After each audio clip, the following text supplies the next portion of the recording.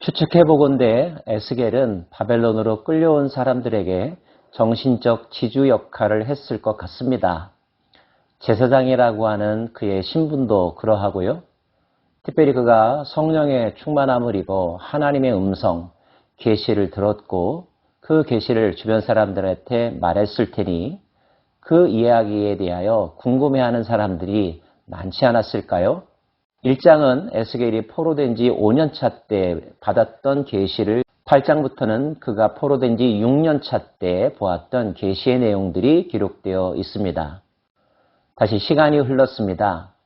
에스겔이 포로로 끌려온 지 7년차 되던 해의 일입니다. 일곱째 해 다섯째 달 열째 날에 이스라엘 장로 여러 사람이 여호와께 물으러 와서 내 앞에 앉으니 포로로 끌려와서 사는 사람들, 자신들의 미래가 궁금하고 조국의 상황이 궁금했을 것입니다.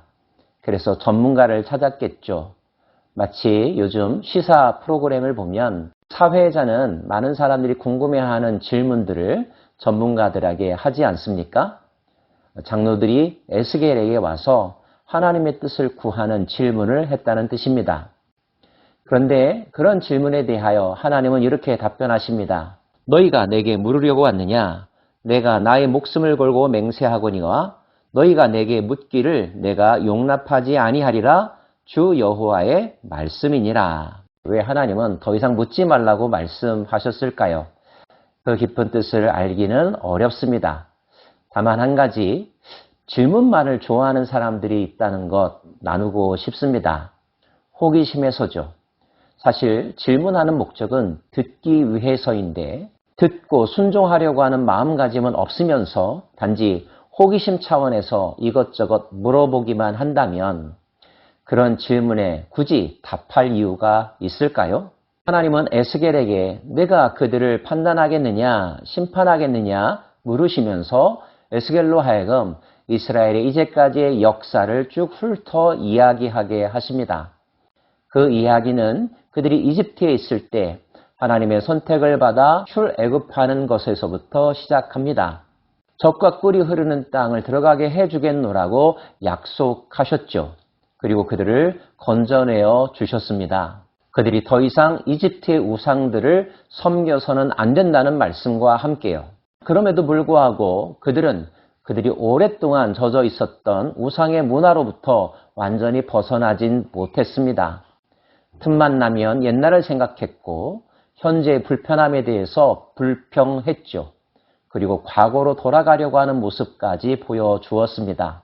건져내신 하나님은 그들을 인도했고 광야로 이끌어 가셨습니다. 광야는 그들에게 교육의 장소였죠. 하나님은 율법과 규례를 말씀하셨고 안식일을 지킴으로 하나님을 거룩히 섬기는 법에 대해서도 말씀하셨습니다. 하지만 사람들은 하나님의 기대대로의 삶을 살지 않았습니다. 똑같은 실수를 되풀이했고 하나님의 마음을 아프게 했지요. 때로 하나님은 분노하셨고 징계하셨습니다. 처음에 나왔던 사람들은 가나안에 들어가지 못했고 광야에서 태어난 사람들만이 가나안에 들어가는 복을 누리게 되었죠. 하나님은 참기를 반복하셨고 그들의 마음을 새롭게 하기 위하여 하나님의 방법으로 그들을 훈련시키기를 여러 번 하셨습니다. 그리고 그렇게 한 것은 하나님의 이름이 더럽혀지지 않기 위해서라고 말씀하십니다. 하나님의 권위가 업신여김 당하지 않기를, 이방 사람들에게 하나님의 이름이 가볍게 거론되기를 원치 않으셨기 때문에 하나님은 지극 정성을 다하여 이스라엘 백성들을 경영하고 관리하고 훈련시키셨다는 뜻입니다.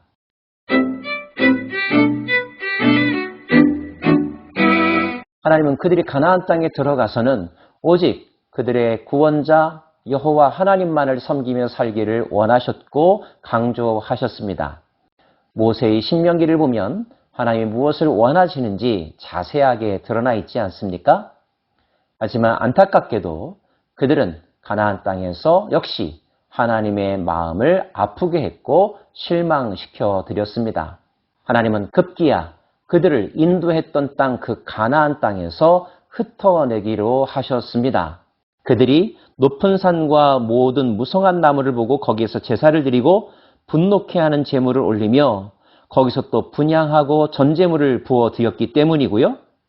조상들의 풍속을 따라 너희 자신을 더럽히며 그 모든 가증한 것을 따라 행음하였기 때문이며 심지어 너희 아들을 화제로 삼아 불 가운데로 지나게 하며 오늘까지 너희 자신을 우상들로 말미암아 더럽혔기 때문입니다. 그래서 하나님은 외적의 침입을 사용하셔서 유다 백성들을 그 땅에서 흩트기로 하셨고 그 하나님이 내리신 결정의 당사자로 에스겔과 포로들이 지금 바벨론 땅에 와 있다는 거죠.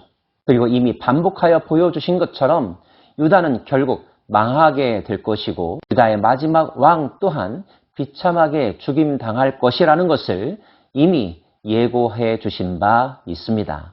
이런 모든 내용들을 포로로 끌려온 이스라엘 장로들이 이미 들었음에도 불구하고 오늘 다시 에스겔을 찾아와서 하나님의 뜻을 구하는 그들의 마음의 동기는 무엇일까요? 그들이 정말로 간절하게 원하는 것, 듣고 싶은 것은 무엇일까요? 아마도 그 다음 하나님께서 주시는 말씀이 아닐까요? 주 여호와의 말씀이니라 내가 나의 삶을 두고 맹세하노니 내가 능한 손과 편팔로 분노를 쏟아 너희를 반드시 다스릴지라. 흩으신 하나님은 더욱더 강력하게 유다 백성들, 하나님의 백성들을 통치하시겠다는 뜻이죠. 능한 손과 편팔로 분노를 쏟아 너희를 여러 나라에서 나오게 하며 너희의 흩어진 여러 지방에서 모아내고 너희를 인도하여 여러 광야에 이르러 거기에서 너희를 대면하여 심판하되 내가 애굽 땅 광야에서 너희 조상들을 심판한 것과 같이 너희를 심판하리라 주 여호와의 말씀이니라. 또한 내가 너희를 막대기 아래로 지나가게 하며 언약의 줄로 매려니와 너희 가운데서 반역하는 자와 내게 범죄하는 자를 모두 제하여 버릴지라 그들을 그 머물러 살던 땅에서는 나오게 하여도 이스라엘 땅에는 들어가지 못하게 하리니 너희가 나는 여호와인 줄 알리라. 흩어진 곳에서 임하는 하나님의 통치는 그들의 죄에 대하여 공평과 정의로 임할 것이기에 그 죄값을 분명하게 치르게 될 거라는 것입니다. 그러나 하나님을 기억하고 진실로 회개하는 자들이 있다면 하나님은 이제 그들을 다시 모으실 것이라고 말씀하십니다.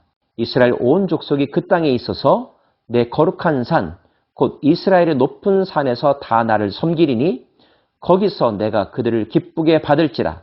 거기에서 너희 예물과 너희가 드리는 첫 열매와 너희 모든 성물을 요구하리라.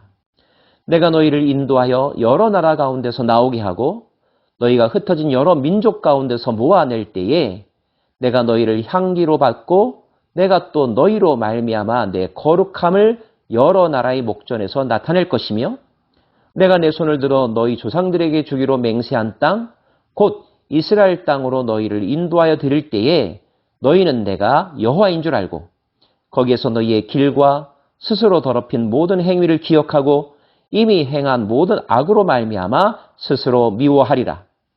이스라엘 족속아 내가 너희의 악한 길과 더러운 행위대로 하지 아니하고 내 이름을 위하여 행한 후에야 내가 여호와인 줄 너희가 알리라. 주 여호와의 말씀이니라.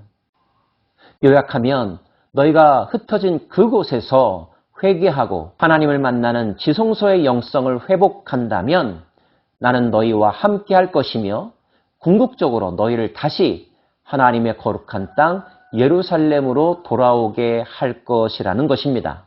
19장까지의 예언이 그들이 왜 포로가 되었는가, 포로가 된 이후에 그들의 조국은 어떻게 될 것인가에 대한 비관적인 예언들로 가득한 반면 처음으로 그 민족들이 포로에서 다시 회복될 것을 말씀하시는 복음적 예언이라고 말할 수 있습니다.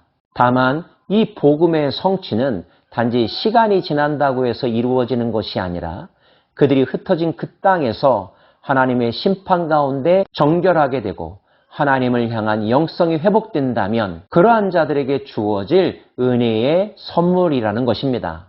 이 예언을 들은 사람들은 가슴속에서 거대한 열정을 느꼈을 것입니다. 돌아갈 수 있구나. 내가 고국으로 돌아갈 수 있겠구나 라고 하는 희망을 품지 않았겠습니까? 그리고 이런 깨달음을 얻었겠죠. 우리를 포로로 보내신 것은 우리로 하여금 하나님의 백성으로 거듭나게 하려는 교육 방법이었구나. 하나님은 끝내 우리를 하나님의 백성으로 합당하게 만드시는 것을 이루실 것이구나. 포기하지 않으실 것이구나. 그런 하나님이 오늘 이 시대에 우리가 믿는 하나님이십니다. 우리는 알아야 합니다. 하나님의 궁극적인 목적은 우리를 하나님의 참된 백성으로 만들어 가시는 데 있다는 사실을요.